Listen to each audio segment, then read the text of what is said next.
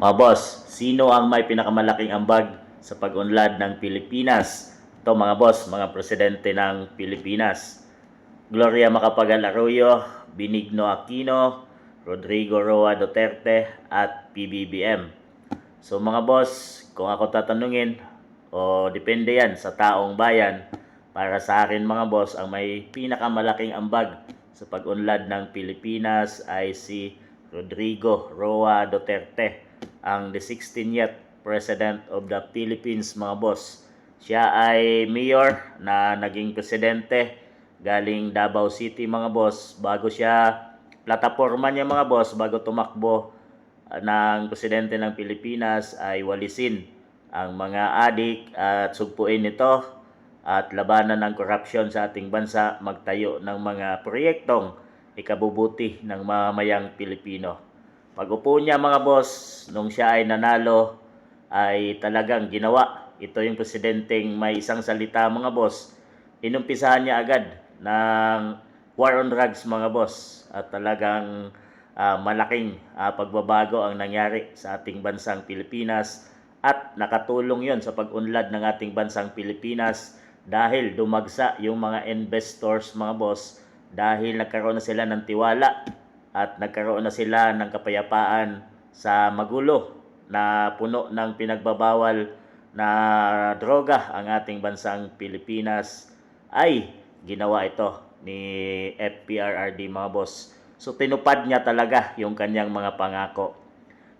Marami sa mga kabinete niya at dyan sa mga sangay ng gobyerno mga boss ay tinanggal or sinampahan ng kaso ni FPRRD mga boss. So dahil sa ginawa nga niya yung kanyang pangako na sugpuin ang korupsyon sa ating bansang Pilipinas. Ginawa din niya yung Bell projects na ngayon ay itinutuloy lang ng administrasyong PBBM na napakarami din yung tapos at natapos mula nung 6th term niya na presidente ng ating bansang Pilipinas.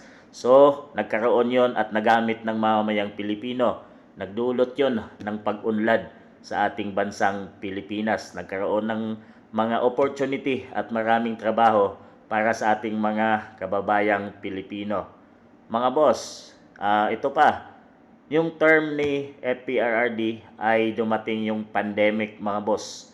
So nalusutan niya at naitawid at napangalagaan niya ang buhay ng mamamayang Pilipino. So mayroon mang nawala pero nalusutan yon at nagawa ng mga gamot ni FPRRD mga boss. Pangatlo, ang iniwang laglag bala ni Tanim Bala sa NAIA mga boss na iniwan ni Administrasyon Aquino ay binuwag niya mga boss. Sa isang salita niya lang ay talagang nawala yon. So nagkaroon ng tiwala ang mga takot na mga OFW, mga taong bumibiyahe at ang mga foreigner mga boss na papasok sa ating bansa, ang mga turista mga boss. So nagkaroon yon ng pag-unlad, nagdulot yon ng kaginhawaan sa ating bansang Pilipinas. Yung sa maraming presidenteng dumaan ang Manila Bay mga boss na hindi mawala at hindi nila malinis at hindi nila alam kung paano linisin ang Manila Bay at ang Pasig River mga boss ay nilinis ni FPRRD mga boss. Ganun lang pala kasimple. Bakit yung mga nagdaang presidente ay hindi nila magawa at puro solusyon lang ang ginawa nila at hindi nga malinis. Ngayon ay napapakinabangan at hindi na polusyon ang lugar na yon. Ikina talagang sa inggit ng mga ibang tao dyan sa anti-Duterte ay sinasabi nilang nakakasama ang Dolomite Beach, pero yun ay nalinis mga boss at naging tourist attraction na ngayon. At yun ay nakakatulong sa pag-unlad ng ating bansang Pilipinas. So marami pa siyang mga ginawa mga boss, hindi ko na isa-isahin, pero para sa akin, ang may pinakamalaking ambag sa pag-unlad na nakikita natin ngayon sa ating bansang Pilipinas, at kahit siya ay nakakulong na sa ICC dahig, ay patuloy nating maalala ang kanyang kabutihang at magandang ginawa sa ating bansang Pilipinas na hindi nagawa ng sino mang presidente ng ating bansang Pilipinas. Para sa inyo, Sino ang may pinakamalaking ambag sa pag-unlad ng Pilipinas? Nasa inyo mga boss ang desisyon.